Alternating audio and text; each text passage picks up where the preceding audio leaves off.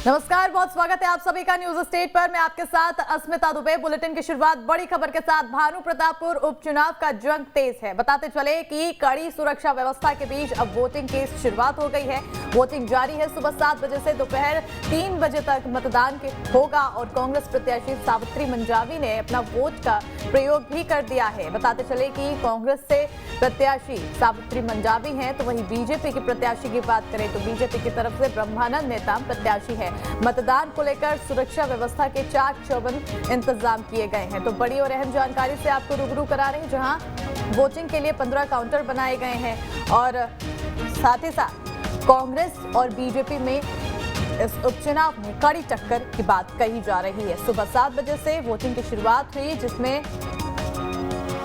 कांग्रेस प्रत्याशी सावित्री मंजावी की तरफ से वोट भी डाल दिया गया है और साथ ही साथ अब लोग अपने घरों से निकलकर मतदान केंद्र पहुंच रहे हैं और अपने अपने मत का प्रयोग कर रहे हैं। कड़ी सुरक्षा के बीच वोटिंग की प्रक्रिया की शुरुआत की गई है।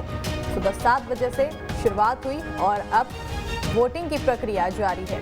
दोपहर 3 बजे तक मतदाता अपने मत का प्रयोग कर सकेंगे। मतदान केंद्र पहुंचकर अपने मत का प्रयोग करेंगे और इसी बीच देखिए, तड़के सुबह पहुंचकर 7 बजे से शुरुआत हुई और उसी शुरुआत के साथ ही सावित्री मंजावी ने मतदान केंद्र पहुंचकर अपने मत का प्रयोग किया है।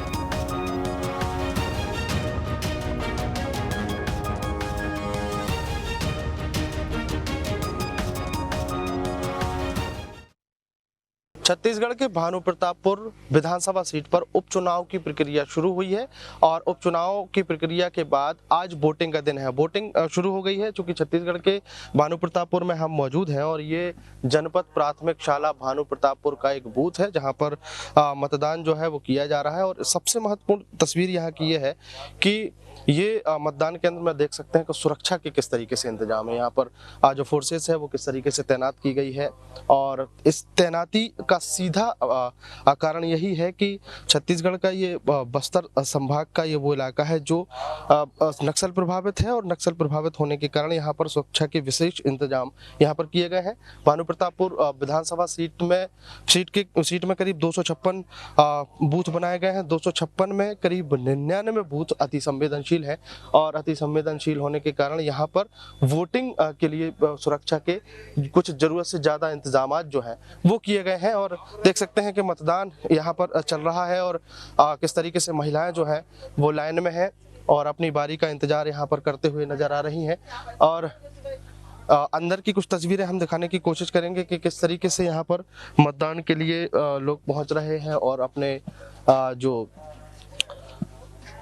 मतदान है उसमें भाग ले रहे हैं। और ये जिस तरीके से निर्वाचन आयोग की जो पूरी तैयारी है उसी तरह की तैयारियों के साथ यहाँ पर मतदान की प्रक्रिया चल रही है और बाकायदा आइडेंटिटी कार्ड के साथ यहाँ पर एंट्री हो रही है और आइडेंटिटी कार्ड के साथ जो है यहाँ पर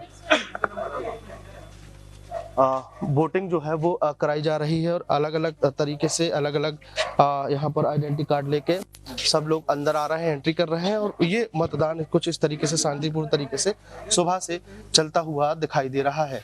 ये पीठासीन अधिकारी हैं, मतदान अधिकारी हैं, यहाँ पर अपने अपने जो काम है वो करते हुए नजर आ रहे हैं। और ये भारत निर्वाचन आयोग की तरफ से जो वोटिंग मशीन है उस वोटिंग मशीन में इस तरीके से मतदान की प्रक्रिया जो है वो की जा रही है। मतदाता पहुंच रहे हैं बारी बारी से और चूंकि सुबह सुबह अभी बहुत ज्यादा भीड़ भाड़ भरा माहौल यहाँ पर नहीं है, लेकिन उसके बाद भी यहाँ पर जो उत्साह है वो लोगों का देखने को मिल रहा है।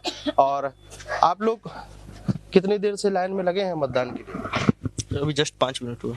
अच्छा, यहाँ देखा जा रहा है भानु प्रतापपुर में मतदान केंद्रों में बहुत भीड़ नहीं है।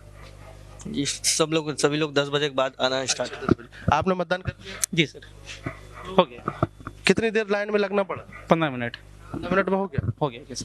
ये तस्वीरें जो है वो जिस तरीके से हमने मतदान के दौरान देखा है कि कई बहुत ज़्यादा उत्साह होता है, बहुत ज़्यादा भीड़ भाड़। चूँकि सुबह के टाइम एकदम मॉर्निंग में जब मतदान की प्रक्रिया शुरू होती है उस टाइम बहुत एकदम से भीड़ देखने को मिलती है, पर दोपहर में लोगों का आने का सिलसिला जो है कम हो जाता है। फिर मतदान के अंतिम चरण में यानी जब टाइम खत्म होने वाला था उस दौरान थोड़ी सी भीड़ बढ़ती है। लेकिन अभी भानु प्रतापपुर जो मुख्यालय है विधानसभा का, वहाँ पर बहुत ज़्यादा भीड़ जो है एकदम से देखने को नहीं मिल रही है और लोग आ रहे हैं, बारी बारी से अपने मतदान कर रहे हैं और मतदान करने के बाद अब रिजल्ट की बारी है जो 8 तारीख को आएगा।